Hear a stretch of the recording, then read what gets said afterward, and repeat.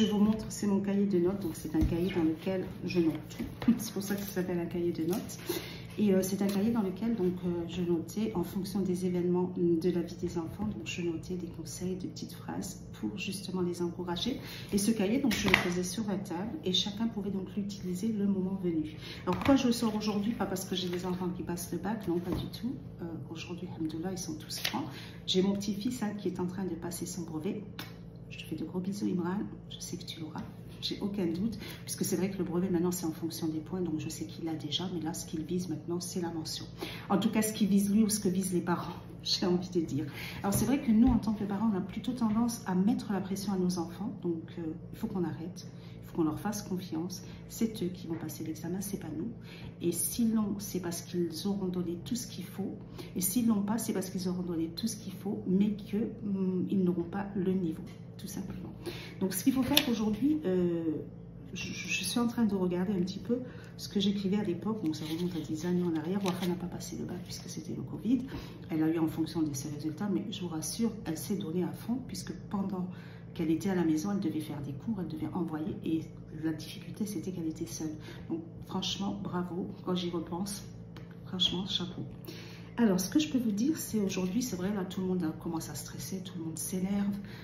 On oblige nos enfants à réviser, c'est pas la solution. Vous pouvez bien sûr les conseiller, bien au contraire, mais sinon, faites-leur confiance. Donnez-leur des conseils, planning, fiches, heures de repos, mais ne leur mettez pas la pression, s'il vous plaît. Alors, je relis un peu les notes que j'avais notées à l'époque. Donc, c'est vrai que rappelez-leur qu'ils ne sont pas seuls, vous êtes là. Qu'importe les résultats, vous êtes là. D'accord? Ça, c'est important qu'ils le sachent. Dites-leur aussi que le bac, c'est quoi? C'est une étape, c'est pas un jugement. C'est pas parce qu'ils n'auront pas le bac qu'ils sont moins bien que ceux qui l'auront. Dites-leur bien cela. C'est vrai que certains métiers, on n'a pas vraiment besoin de bac. C'est juste que c'est bien de l'avoir, ça permet. C'est une fierté jusqu'à aujourd'hui. Réussir, c'est quoi qu'il se passe, qu'importe.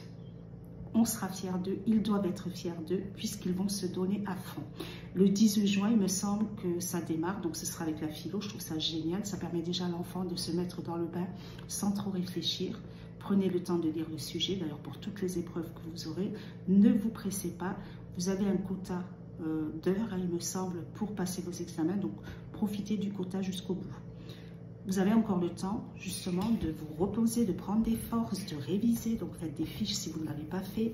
Révisez ce que vous n'aviez pas bien compris. Demandez conseil autour de vous. Ne vous mettez pas la pression. Et puis, surtout, ne faites pas de nuit blanche. Moi, ce que je vous conseille de faire, c'est de travailler dans la journée, matin ou après-midi, en fonction de ce que vous aimez, vous, le plus. De vous donner un temps de loisir, un temps de repos, un temps de méditation, un temps de bien manger, puisque c'est important aussi. Pour le jour J, être en forme. N'attendez pas les 3 derniers jours pour commencer à ouvrir vos cahiers. C'est plus la peine. Vous allez fatiguer votre esprit. Et qui dit fatigue dit manque de concentration. C'est important. Qu'est-ce que je pourrais vous dire d'autre? Le cerveau, il va enregistrer maintenant, pendant que vous êtes au repos. N'attendez pas d'être trop fatigué parce que votre cerveau ne pourra plus enregistrer. Évitez les écrans. Dès maintenant, mettez-vous une horaire où vous allez tout poser, donc téléphone et télé, vous mettre dans votre lit. On pose les cahiers aussi et on se repose. On ne commence pas à réviser à 20 h, réviser en journée. Qu'est-ce que je pourrais encore vous dire? C'est la régularité qu'il faut, hein, ce n'est pas l'épuisement.